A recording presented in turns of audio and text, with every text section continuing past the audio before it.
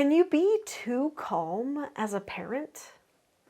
What is the truth about family conflict? There's a lot of conversation right now about calmness. Is calmness real? Is it manipulative? Should we shoot for it at all?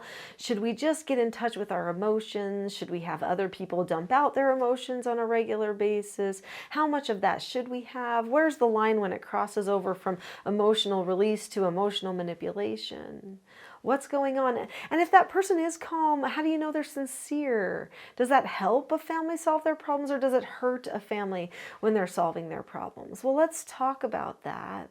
I have a lot of experience with calmness because I took in treatment children for a lot of years, troubled teens. They struggled with a lot of neurodiversities as well as trauma behaviors and habits that we had to help them with. I've raised 4 children of my own, which has been a journey of a lifetime, as many of you know, and I'm at grandma stage now. I've seen a lot of things in my life and as I've helped other families. And one thing that I do know is that focusing on deadpan calmness, or the kind that is like, I'm not going to care, I'm not going to be ruffled, I'm not going to talk about it, I'm not going to, like the shut everyone down kind of calmness, is actually not productive. That could actually hurt a family.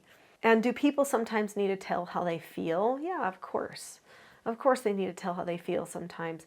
But do they have to do it in a way that is emotionally explosive or toxic to a family? No. Should they be emotionally vomiting on everybody all the time? No. They shouldn't.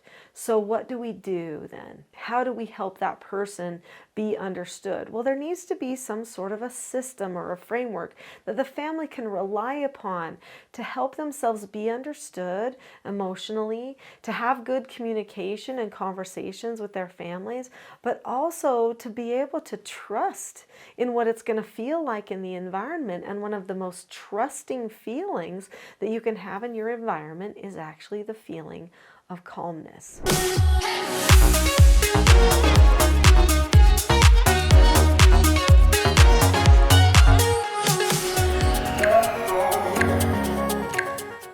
So just to be clear, if a child is coming to you and they've got a problem and you look at them and don't care and you're like, you'll be fine, don't worry about it, and you don't actually act like you care about them, you might be calm because you're not getting ruffled, or it doesn't look like you're getting ruffled.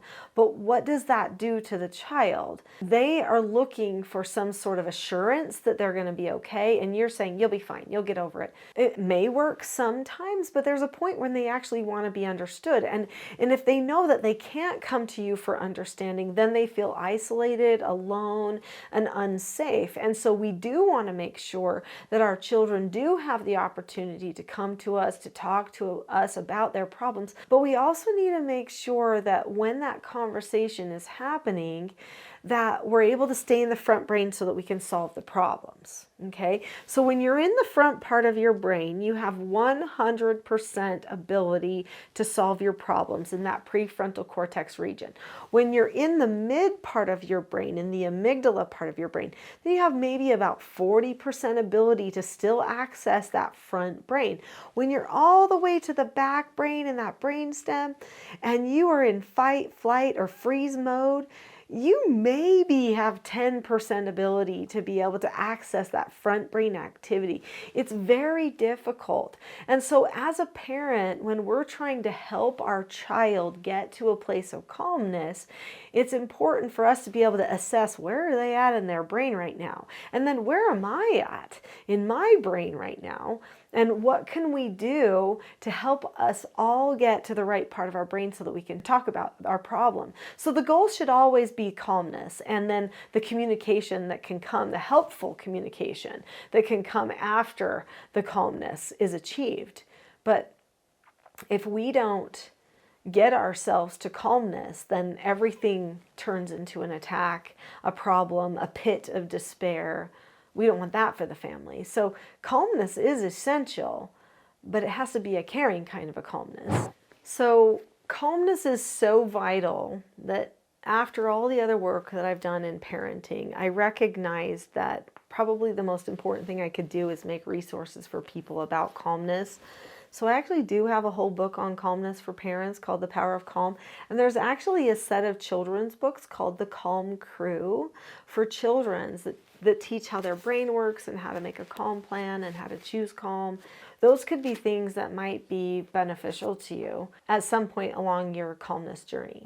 Calmness is not disconnected. I think that's important to recognize. So as you're trying to work on your own calmness, don't feel like you have to disconnect to have it. Now, at first, when a person is usually very emotionally reactive, or maybe they get emotionally drawn in very easily to somebody else's power struggle, they may have to detach for a second. Okay, take a little step back and say, am I calm? What's going on inside myself? And then they should attach again, right? And say, okay, let's get ourselves to a place of calm. Here's the process that we're going to go through.